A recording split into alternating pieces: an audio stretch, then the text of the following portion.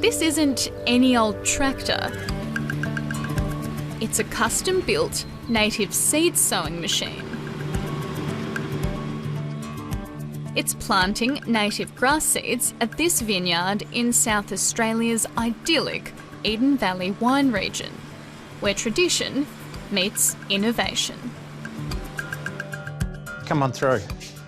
Dan Falkenberg is the vineyard manager of Eden Hall Wines. This is our Shiraz Viognier, so this is 2003, one of the early wines. As the winner of the Barons of Barossa Viticulturist of the Year 2 years ago, he credits his success to embracing innovation. Innovation is key. You really have to think outside the square nowadays. And Dan Falkenberg has certainly had to adapt. The vineyard is 100% off-grid. There's no mains electricity or piped water, and the property's dam has been empty for the last 3 years due to drought. Not having water availability, all the rainfall that we get is obviously absorbed into the ground. So we want to maximise the amount of water we have in the ground. He believes that good results start from the ground up, and so he's planting native grasses in the vineyard. Bit of germination going on there, which is good to see. He's enlisted the help of ecologist Andrew Fairney, the chief executive of Seeding Natives, an environmental charity that specialises in restoring native grasslands. South Australia has lost 99% of our native grasslands and at least 90% of grassy woodlands. So we are all about bringing back the native grasslands. Many foreign perennial grass species were deliberately introduced into Australia after European settlement. But native grasses are well adapted to Australia's varying climate and low fertility soils, and are important in maintaining ecosystem health. So what we do is we collect a small amount of seed from the natural environment. It could be as much as what fits in the palm of your hand. Put that into a nursery situation, grow it up, put it into a seed production area, and actually within a year or two harvest huge quantities of seed that can be used for the broadacre sowing of native grasses and grassland species. With the seed collection method sorted, the main challenge is sowing them. So Andrew, what have we got here?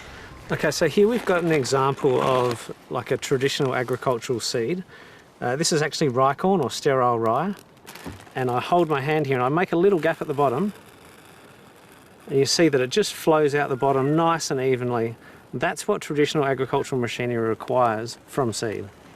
And I'll grab some native species. We'll start with a native speargrass, and I'll just hold it with 2 fingers.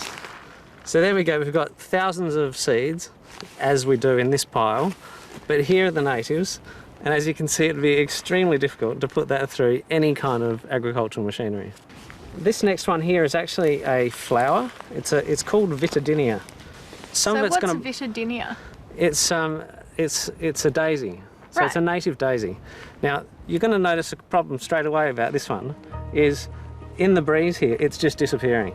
So yeah, it's actually, I've squashed it together a bit, but if I just open this up, we're going to have Vitidinia going across the vineyard. More than 40 different types of native grasses and flowers are being mixed together with sawdust, which acts as a sowing medium. The spokes on the tractor disturb the soil, which the seed mix then gets dropped onto in just the right spot for it to germinate. The more biodiverse the mix, the better. The natives will attract good insects and keep the bad ones away, reducing the need for pesticides and other sprays. From a biodiversity point of view, it's very important to have varying plants within the mid-rows, to have that ecosystem service there. It's very important not only above ground but below ground as well.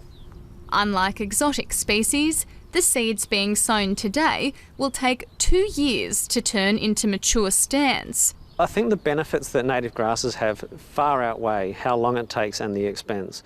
I mean, agriculture, generally speaking, has been taking from the soil for many, many years. And by planting a diverse native grassland, you're actually putting back to the soil. They put carbon in, they build the nutrients. This is without adding fertiliser, without the use of extra chemicals.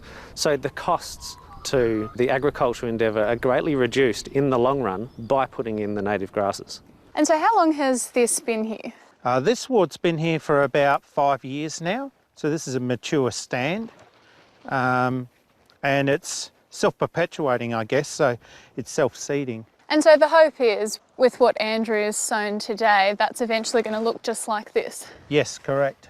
And so what's your hope then for the rest of the property? Well, eventually we want to end up with about 100% of the mid-rows under native grass. That's our aim. With a changing climate to contend with, the natives also help the vines survive Eden Valley's hot summers. What the natives provide is resilience. All of the management practices that we do here are by no means a silver bullet, but they lessen the impact of climate change. And with these practices that we utilise, it means we can bounce back a little bit quicker. The other major benefit of native grasses is their resistance to fire. In a way, the summer's devastating bushfires have created ground zero for ecological recovery. It creates a unique opportunity to rebuild a low-fuel ecosystem, which is exactly what UniSA ecologist Joan Gibbs is doing. Little more than her house was spared when an out-of-control bushfire swept through the Adelaide Hills region last December. It burned 25,000 hectares of land, including homes and livestock. Professor Gibbs attributes the severity of the blaze to the lack of native vegetation. We watched our place burn fiercely in the exotics. When it went through the eucalypt forest, through the native forest with a native understory, the fire was very gentle and slow, and it gave a kind of a blue smoke. And then it hit pine trees and phalaris, and it swirled up in black smoke and exploded really noisily, very, very hot. So native plants give a cool fire, exotic plants give excessively hot fire. Even the rocks exploded. So today we're going to try some new experiments. Professor Gibbs is on a mission to heal the scorched earth. Biochar is black gold for restoration and restoring the land and getting the natives back. We need this. She's using charcoal from the fires as a fertiliser and an oatmeal sludge to stick the seeds to the soil. 97% of the biodiversity on Earth is in the top 10 centimetres of soil. And if we ignore the soil, we don't get the whole system functioning. I'm going to give you a bag with some seeds and some scats. She's using a team of volunteers. And we've got 1 metre square plots. They're planting experimental plots around her property and will monitor the progress. Spread your seeds first, scratch it, and then we'll put the glue on. It may seem counterintuitive to plant grasses as a way to reduce fire risk, but both ecologists insist that's not the case with natives. Generally speaking, a native grassland may vary in fuel load from, let's say, 2 tonne to 5 tonne a hectare, whereas introduced species or exotic species can be anywhere up to 17, even to 25 tonnes per hectare. And that is when you have a fire that's coming through and you have a grassland that's, say, 2 or 3 tonnes a hectare, it's manageable. Despite all the benefits, in parts of Australia, native grasses have been overlooked and underappreciated. We're always looking at trying to adapt our practices in the most environmentally friendly way. Agriculture does have a big part to play, and it's about the biodiversity. It's about restoring the native grasslands and working with the agricultural property or the agricultural endeavour to benefit their business, but also benefit the environment. as a whole.